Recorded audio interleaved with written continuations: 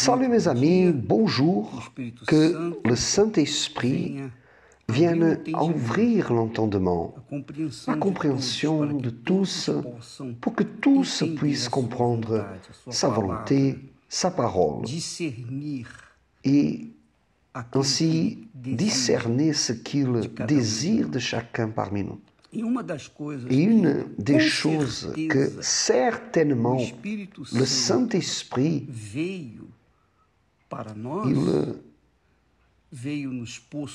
est venu nous posséder pour que l'on puisse avoir la capacité, les moyens, force, courage pour sanctifier le nom de son Fils, Jésus.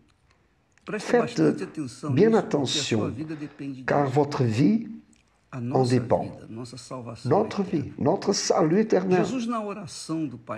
Jésus, dans la prière du Notre Père, la première requête qu'il nous enseigne à faire est celle-ci, que ton nom soit sanctifié. N'est-ce pas?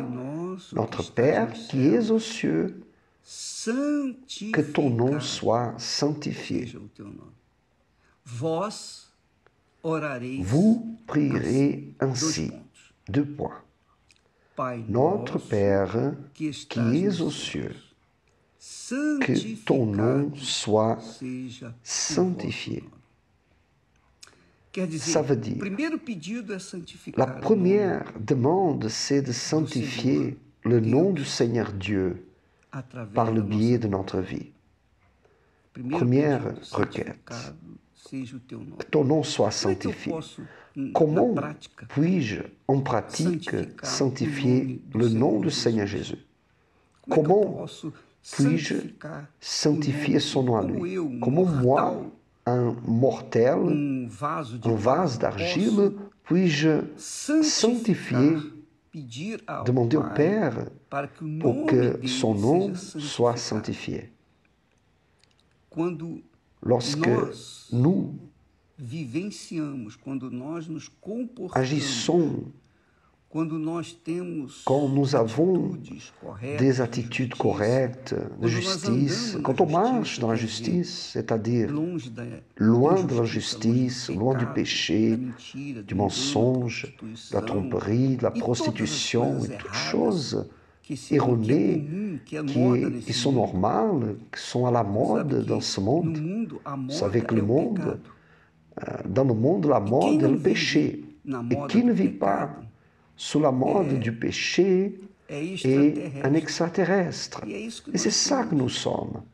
C'est pour ça que Jésus est venu à ce monde, pour nous rendre comme des extraterrestres, pour qu'on puisse alors sanctifier son nom à lui.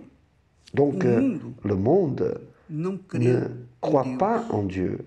Le monde ne croit pas dans la parole de Dieu. Le monde n'accepte pas. Il rejette le salut. Le monde rejette l'Esprit de Dieu. Mais nous, au contraire du monde, nous acceptons, nous vivons, nous croyons. Mais si notre croyance dans la parole de Dieu n'est pas vécue, pratiquée, si notre croyance n'est pas dans l'obéissance par rapport à ce que l'on croit, alors à rien ne sert de dire qu'on est chrétien. À rien ne sert que vous, par exemple, vous dites « Ah, je suis un chrétien, une chrétienne ». Cela va juste rajouter plus de rigueur dans votre jugement à vous ou à moi. Si nous confessons Jésus en tant que Seigneur et on ne le sert pas, si on le confesse en tant que notre Sauveur, notre Seigneur, et on ne lui sert pas, et on vit une apathie par rapport à ce qu'il veut que l'on vive. Donc moi, je regardais la novella sur la Bible et avant que le peuple traverse par le fleuve Jourdain, le peuple voulait savoir ce qu'il avait à faire. Et Josué attendait une direction de Dieu pour transmettre cette direction au peuple. Et à un moment donné, Dieu a parlé à Josué pour qu'il sanctifie, qu'il se sanctifie pour pouvoir alors voir la grandeur de Dieu là-bas dans sa vie et qu'il puisse passer par le fleuve Jourdain à pied sec.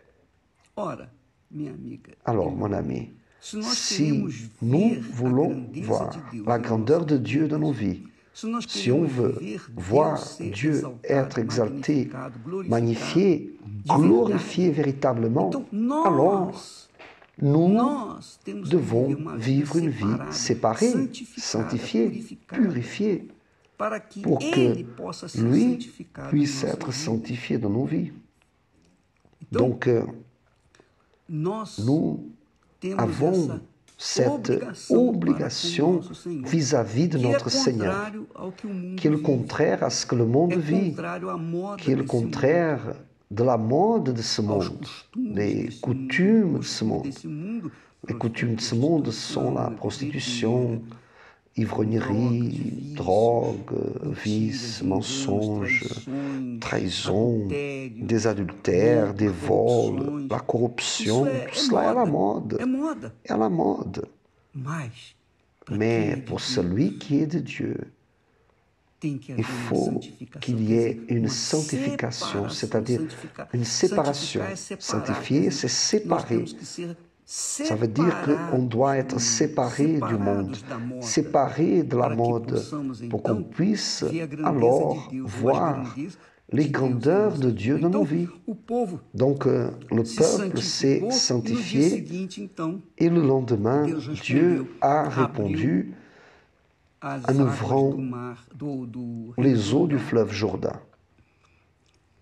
Et vous qui me regardez en ce moment, et vous voulez voir la grandeur de Dieu dans votre vie, alors il faut que vous viviez une vie sanctifiée, car à rien ne sert que vous voulez vivre dans le péché et dans une vie chrétienne. On ne peut pas. Ce serait comme essayer de mélanger l'eau et l'huile. Ce n'est pas possible. À rien ne sert que vous essayez d'un côté servir Dieu et d'un autre côté servir au monde. Ce n'est pas possible. Une chose ou une autre. Ou vous croyez ou vous ne croyez pas. Donc, quand le Seigneur Jésus nous enseigne en disant que ton nom soit sanctifié, il est en train d'exiger notre foi. Il veut savoir si notre foi est véritablement valable. Si votre foi, ma foi, vraiment est valable. Parce que croire, tout le monde dit croire. Il y a des gens qui croient au Bouddha, d'autres croient aux saints, des gens qui croient aux esprits mauvais. Mais quelle est la différence entre ceux qui croient et ne croient pas? Ceux qui croient dans le Seigneur Jésus-Christ suivent à ses paroles, obéissent à ses paroles à lui. Juste ça, c'est ce que vous et moi, on doit faire chaque jour, à chaque heure, chaque minute, chaque seconde. On doit être témoin, sanctifier le nom de notre Seigneur et Sauveur Jésus-Christ, tandis qu'on sera ici sur la terre. OK? Que Dieu vous bénisse et à demain au nom du Seigneur Jésus.